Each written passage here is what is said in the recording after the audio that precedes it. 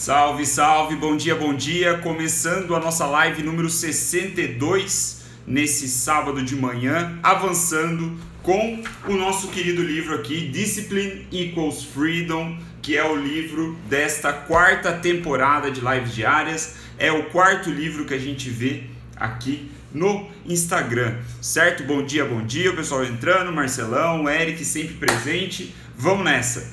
A gente veio vendo, né, esse livro, discutindo esse livro nos últimos dias, na última semana, e um livro muito interessante, chegando ao fim, né, conforme a meta, vamos acabar com ele amanhã, e hoje o assunto é muito interessante. Ele fala sobre alimentar a máquina, né? O combustível que você coloca na sua máquina. E qual é essa máquina? O seu corpo, né? A gente vem falando de disciplina, obviamente, né? O nome é o que dá o tema do livro, né? O que dá nome ao livro.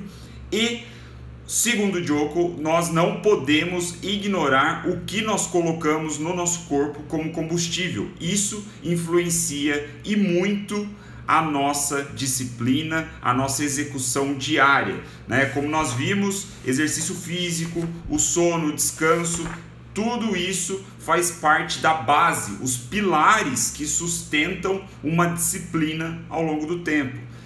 Segundo as ideias do Jocko, né, o que é bem legal, é que se nós conseguimos manter a disciplina nessas ações, nós teremos disciplina para qualquer outra área da nossa vida, seja religiosa, espiritual, seja familiar, né, relacionamentos pessoais, assim, de toda a natureza, seja profissionalmente, seja lá o que a gente estiver buscando, né? Puxando um pouco do Relentless, que a gente discutia sobre ser implacável em qualquer uma dessas áreas, eu vejo que o Jocko está dando mais uma forma, né, além dos ensinamentos que a gente viu no livro do Tim Grover, né, que foi a segunda temporada de lives, a gente está vendo aqui também ensinamentos parecidos e complementares, muitas vezes, com a ideia do Jocko. Então, ele começa esse capítulo aqui, né, olha aqui que legal, essa capa, essa divisão, né, Feeding the Machine, né, alimentando a máquina aqui. Vamos colocar nessa tradução,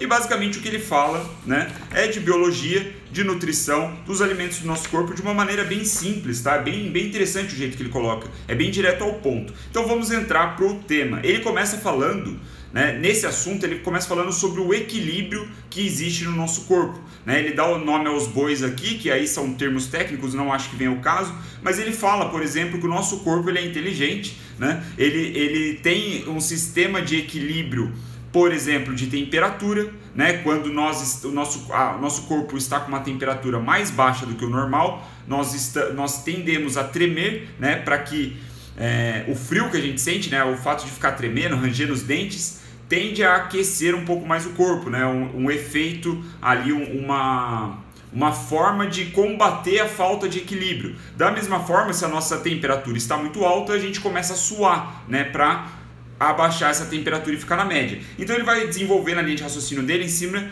desse equilíbrio, né, que é muito interessante. E aí ele chega num tipo de equilíbrio que mantém ou melhor, um tipo de equilíbrio ou outra condição de equilíbrio no nosso corpo que é muito importante, tem uma influência anormal sobre todo o nosso corpo, que segundo ele aqui é o nível, eu acho que é o nível de glicose no sangue, né? Se eu estou fazendo a tradução correta, né? Que basicamente a gente chama como o nível de açúcar no sangue. Ele diz que esse nível de açúcar é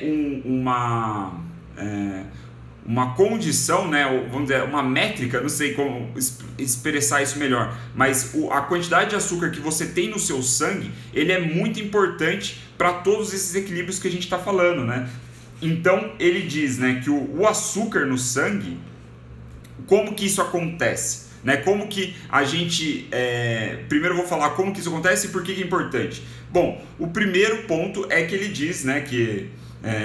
talvez alguns de vocês já conheçam, a Viviane com certeza, que está aqui acompanhando, com certeza ela sabe disso, né? Mas a gente consome carboidrato, né? E agora eu vou precisar usar minha colinha aqui, mas a gente consome carboidratos, né? E isso faz com que o nível de sangue, ou melhor, o nível de açúcar no nosso sangue suba, né? Então o carboidrato ele vai gerar o açúcar no sangue. E esse açúcar no sangue, ele é meio que combatido, né? Vai aumentar, a gente come carboidrato, aumenta o nível de açúcar no sangue. Para equilibrar esse aumento, o nosso corpo libera insulina, né? É uma forma do corpo, mais uma vez, assim como a gente falou do suor ou de tremer de frio, é uma forma do corpo equilibrar as coisas. Então a insulina é jogada no nosso corpo, né? O nosso corpo percebe isso e joga insulina, fabrica insulina, e essa insulina ela gera gordura, né? Células de gordura.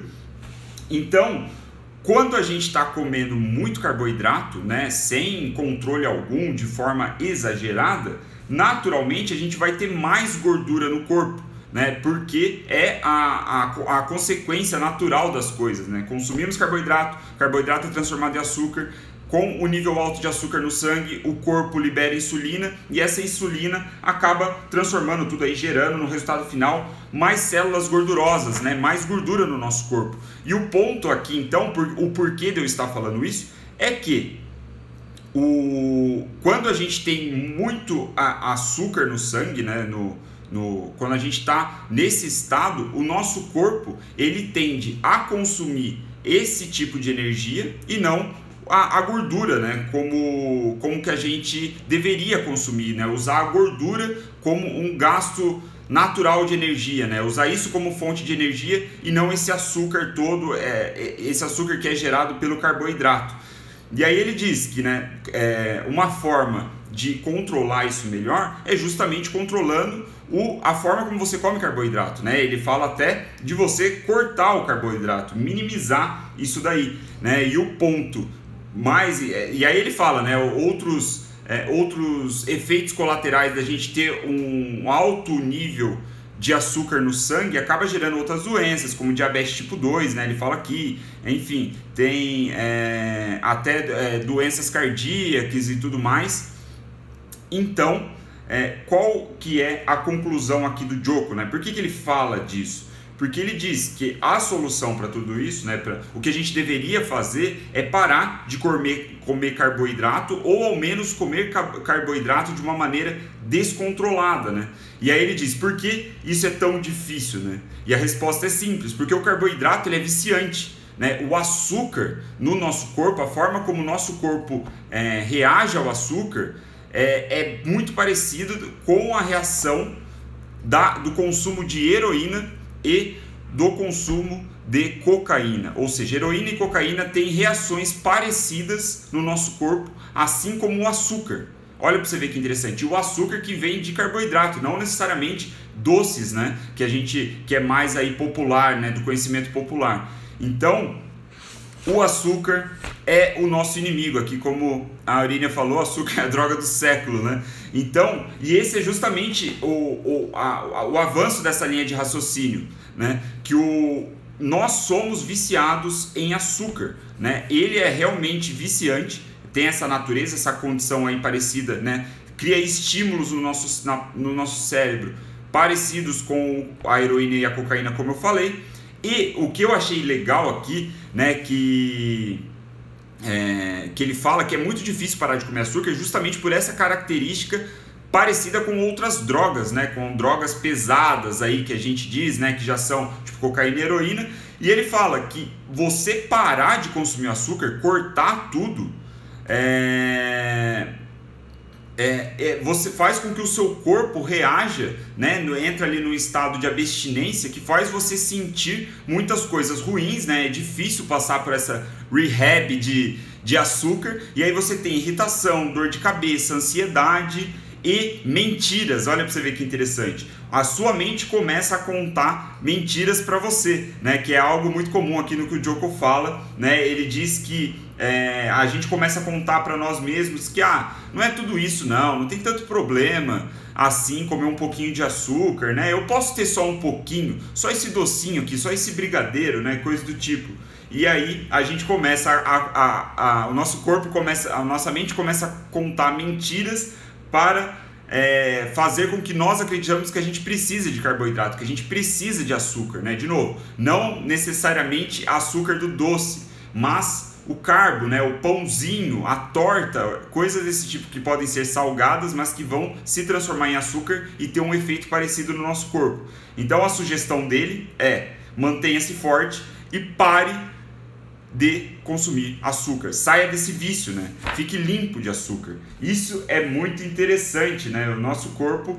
E aí quando ele fala disso, do efeito da abstinência de açúcar do nosso corpo, eu lembrei de uma passagem do Relentless, que o Tim Grover ele fala isso, que parte do protocolo dele para atender grandes atletas assim, que estão em recuperação ou entraram numa fase ruim, é fazer o cara parar de comer açúcar. Eu não sei se vocês vão lembrar das lives lá do Relentless, eu lembro de ter citado isso, que ele falava que esse protocolo, né, faz com que obriga o cara a parar de consumir açúcar, e o efeito, né, a abstinência de parar de comer açúcar, né, o carboidrato, eu imagino também, é tão forte que não tem como ser tranquilo, né? Não tem como você perguntar para alguém que está em abstinência de açúcar e perguntar se ela está se sentindo bem, porque ela não vai estar nos primeiros dias, assim como um viciado em cocaína não vai estar na abstinência da cocaína.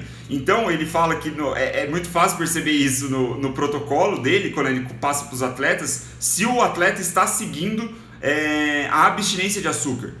Porque ele fala assim, beleza, a gente começou aqui na segunda-feira, eu falei pra ele, corta o açúcar. Na quarta, eu vou perguntar pra ele como é que tá. Se ele falar que tá tudo bem, é porque ele não parou de consumir açúcar. Ele tá mentindo. Ele precisa estar sentindo ansiedade, dor de cabeça, todas essas coisas que faz parte do processo da abstinência. E aí a gente vem pro que ele chama de combustível, né? Ele puxa aqui um pouco da nossa história, né, como seres humanos, do avanço da agricultura, né, que quando a gente migrou de seres nômades para seres mais sedentários, vamos dizer assim, onde a gente ficava mais no mesmo lugar, né? A gente aprendeu a plantar, a fazer crescer alimento, e assim a gente não precisava ir andando, né, ao longo do mundo atrás de comida. Ele faz esse paralelo para dizer que o nosso corpo ele ainda não está acostumado com uma dieta, né, baseada nesse tipo de uma dieta baseada nesse tipo de alimento, né, que são basicamente grãos, né, milho, arroz e trigo, né. Milho, arroz e trigo eles entraram de vez na cultura do ser humano, vamos colocar assim, a partir dessa revolução, né, tecnológica aí que a agricultura permitiu. Mas o nosso corpo, mesmo tendo passado aí sei lá quantos mil anos, a gente não... Quantos mil anos, o nosso corpo ainda não se acostumou com isso. Então, muito interessante o que ele fala. Obviamente, para quem tem um pouquinho mais de conhecimento dessa área, já deve estar imaginando que ele é adepto a dieta paleo, né, ou o estilo de vida paleo, vamos dizer assim, né, que vem lá do homem paleolítico, do homem da caverna, onde não existia, obviamente, o consumo de açúcar, né, como a gente conhece, o açúcar industrializado, mas também não havia o consumo desses grãos, que esses grãos são os carboidratos, né, são parte dos carboidratos aí, que geram todo esse pico de insulina, como a Viviane falou aqui, né, o aumento do nível de gordura, do nível de açúcar do sangue. Então a sugestão dele é comer coisas que o homem da caverna comeria. Eu gosto desse assunto, eu já estudei, já li assim de curioso ou em outros momentos, e é algo que eu gostaria de testar na minha própria dieta, na minha própria vida, por uma longo período de tempo, que é basicamente você comer coisas naturais, né, que não sejam grãos e produtos industrializados. É basicamente isso, né? Resumo da ópera é basicamente isso, né? Ele diz que só o fato de você seguir essa dieta é muito interessante, mas não vamos ficar muito presos a esse assunto aqui, porque é um assunto mais técnico. É mais a ideia aí de quem se interessar, buscar saber o que é esse estilo de vida paleo, né, o que é alimentação paleo. E aí ele fala que não faz sentido você ser paleo 80% do tempo ou 90% do tempo, né? Vamos dizer assim, comer limpo, sem esses carboidratos, sem esses açúcares, em apenas uma porcentagem do seu tempo, né? Ele diz que não faz o menor sentido, assim como não faz o menor sentido você falar para um viciado em heroína que ele não deve consumir heroína em 80% do tempo dele, mas 20% do tempo ele pode consumir heroína. Não faz o menor sentido, certo? É a mesma relação ali do viciado. Então, o ponto é ir 100% na sua escolha, né? Não abrir mão. Ele diz aqui que à medida, né, que ele mantém essa prática na vida dele, esse estilo de vida há bastante tempo, né, e a partir do momento quando você ganha muita quilometragem, né, muita rodagem com esse estilo de vida, o seu mindset muda, a forma como você vê os alimentos muda, né? Você passa a ser mais... como é que ele diz aqui? Você consegue se adaptar melhor quando você come alguma coisinha fora disso, né? Quando você vai, de repente, numa festa de aniversário e come lá seu brigadeiro, o bolo, sei lá, toma um refrigerante, alguma coisa assim. Só que isso vem após muito tempo seguindo essa linha de dieta, né? Então, o que ele fala é muito interessante, ele dá umas dicas de como você pode minimizar essa porra toda, mas a conclusão que eu achei mais fantástica sobre ficar 100% limpo, vamos dizer assim, né, sem o açúcar ou os carboidratos, é que quando você, vamos dizer, comete o erro de consumir, você vai sentir tanto os efeitos da droga no seu corpo que é como se você tivesse uma ressaca de açúcar, vamos colocar assim, né? Você vai ter a sensação de prazer ao consumir, né, como você sempre teve, mas por você estar um longo período de tempo longe dessa porra, longe dessa droga, quando você usa ela, o efeito dela no seu corpo, tipo, você fica agitado, né? Ele fala aqui the sugar rush, the sugar crash, né? Que não sei exatamente como eu posso traduzir isso, mas são os efeitos do açúcar no seu corpo que você vai sentir muito mais aflorado depois de passar um longo período de tempo sem consumir, certo?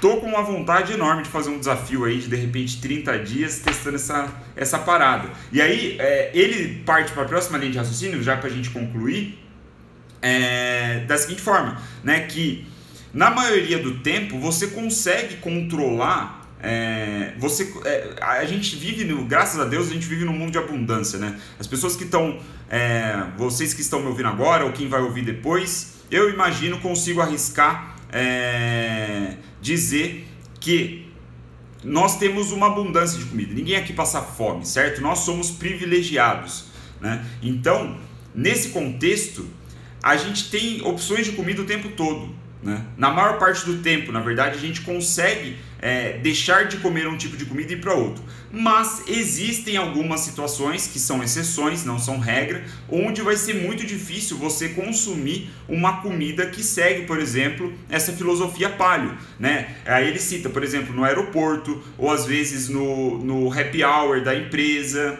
Enfim, tem alguns contextos onde não vai ter uma opção de comida paleo para você. E aí, o que você faz? Você vai acabar abrindo mão e comendo um açúcar ali, consumindo a sua droguinha? Não, aí que entra a quarta parte final aqui dessa linha de raciocínio dele sobre alimentar a máquina, que é o jejum. Ele fala, você sempre vai ter a opção de não comer e de fazer o jejum. E o jejum é outra coisa muito interessante, que eu tenho, assim, tem despertado meu interesse, minha curiosidade, assim, como intrometido mesmo no assunto. Eu gosto de ler sobre isso e até também era outra coisa que eu gostaria de experimentar por um longo período de tempo maior, né?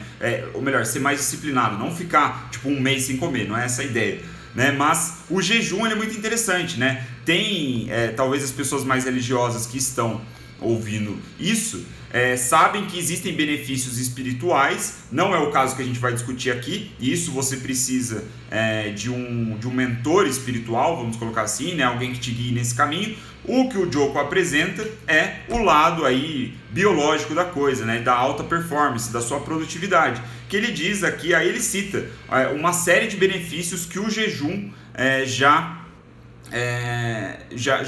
foi comprovado que o jejum traz pra gente, né? Benefícios interessantes aqui. E aqui tem vários, nem vou citar, que são os benefícios assim de saúde, sabe? Tipo nível de sangue, ou nível de açúcar no sangue, endorfina, não sei o que, sei lá, blá blá blá blá blá blá. Então, aí ó, como a Viviane acabou de falar, existem vários protocolos de jejum. Exatamente, eu comecei a conhecer um aplicativo que tá ganhando tração lá nos Estados Unidos, chamado Zero, chama Zero App, né? E basicamente o que eles fazem é te dar uma possibilidade de cronometrar, assim, de documentar os seus protocolos de jejum, né? Ou melhor, os seus períodos de jejum. E eles também oferecem vários protocolos para você seguir. Um que eu tenho pensado, assim, que talvez funcionaria bem para mim, é você fazer jejum do momento que o sol se põe até a manhã seguinte, né? Até quando o sol nasce, mais ou menos. Então, tem uns conceitos interessantes. Ele fala aqui do jejum, os benefícios são variados, mas que também tem benefícios principalmente de psicológicos, né? Desse desafio da disciplina, né? De você não comer, né? Escolher não comer. E ele diz que é mais fácil do que parece, né? Você vai se sentir bem, né? Se você souber o que você está fazendo. E aí, falem com a Viviane se você quiser implementar uma dieta nesse sentido, algo com jejum, coisa assim, né? Procure um profissional, não vá fazer isso sozinho por conta própria, né? A ideia não é que você morra de fome, né? A ideia é você controlar os seus impulsos, né? Controlar suas emoções, porque muitas vezes, e até o Jocko fala, nós comemos quando não precisamos comer. Eu já até acho que compartilhei numa live com vocês, né, que a alimentação ainda para mim, eu já passei por muito tempo, já fiz dieta e tal, já emagreci e coisa do tipo, enfim, já passei por muita dieta, eu já tenho uma experiência com esse conceito, mas ultimamente, sinceramente, tem me dado uma puta de uma preguiça. Então é algo que eu não estou ainda muito disposto a fazer agora, mas é algo que sempre tem na minha mente, porque eu sei da importância. E vendo o Jocko falar sobre isso até dá uma motivada, né? Inspira a gente a tentar alguma coisa nova. Mas enfim, tem vários tipos de jejum e jejum tem muitos benefícios. Você fazer jejum intencionais. O Jocko fala, cara, em jejum a minha vida segue normalmente. Eu trabalho, eu vou para academia, eu faço a prática do meu jiu-jitsu e tudo mais. E é isso. Essa foi a nossa live número 62 sobre alimentar a máquina. De novo, né, fazendo um gancho aqui, não vale, ou melhor, vale destacar que isso é num contexto todo sobre disciplina, disso que a gente está falando. Você ser disciplinado com a sua alimentação, com a forma como você alimenta o seu corpo, a sua máquina, é muito importante para determinar aí como é a disciplina na sua vida inteira, certo? Te ajuda, é um dos pilares fundamentais para você se manter são, certo? E amanhã então a gente finaliza esse livro, no domingão. Na segunda começamos a 5ª temporada, já o 5º livro, né? Entrando aí em março, vai ser muito legal, tô ansioso para compartilhar com vocês aí já o próximo livro que eu escolhi. Mas é isso, por enquanto é isso. Amanhã nos vemos às 9h03 da manhã com a finalização desse grandioso livro Discipline Equals Freedom. Recomendo a compra, um livro muito legal, um livro assim para você ler, dá para você ler uma passagem por dia, muito tranquilo, um livro bonito para você deixar exposto aí como decoração na sua casa, certo? Então muito obrigado pela sua atenção aqui nesse sábado de manhã, muito obrigado para quem assiste depois no podcast, se você estiver ouvindo no podcast, muito obrigado pela sua atenção. E lembre-se, se você está curtindo, se você curtiu essa série de lives, se você acha que essas ideias sobre disciplina pode fazer sentido para algum amigo seu, compartilhe com ele, né? Essa é a forma da gente espalhar aqui as lives. Eu conto com vocês para trazer mais gente, né? Para mais gente conhecer esse conteúdo e também a minha ideia de fazer lives diárias. Só lembrando que eu faço essas lives diárias porque eu percebi que quando eu morrer eu quero ser lembrado como um profissional que dominava tanto teoria quanto prática. Para um dia, quem sabe, eu dominar a teoria, eu preciso ler muito, eu preciso ler todos os dias, fazer minhas anotações e aí vim aqui e trazer para vocês nessas lives que viram podcasts, que viram vídeos no YouTube e a gente vai evoluindo juntos, certo? Trago a teoria para que eu, né, e vocês possam colocar um pouco da teoria na prática, né? E eu acho que esse Discipline Equals Freedom, esse livro, é muito importante para criar aí uma base comportamental, né, na sequência de conteúdos que eu quero fazer, num projeto maior que eu estou imaginando, né? Você imagina, porra, no final do ano a quantidade de livros que a gente não vai ter passado, e eu tenho certeza que eu vou fazer boas referências a esse livro, né, de pessoas que vão estar chegando, né, começando a conhecer o projeto lá em setembro, ou então em agosto do ano que vem. Imagina que da hora, eu vou poder falar, cara, vai lá, assiste a sequência de live do livro Discipline Equals Freedom, certo? Então é com isso, eu sei que a live não é para todo mundo, não é todo tipo de pessoa que gostaria de se aprofundar um pouquinho mais na teoria, como vocês gostam, e eu fico feliz de compartilhar isso com vocês, certo? Muito obrigado, pessoal, valeu pela atenção, teve bastante comentários hoje, eu não dei muita atenção aqui, porque é um assunto que eu não domino, né? Então eu estava tentando me manter na linha, mas valeu demais pela atenção. Deixa o seu like, a sua curtidinha. Se você estiver vendo depois, me manda uma mensagem aí e a gente ajuda essa live a se espalhar organicamente pelo Instagram, certo? Bom sábado, valeu!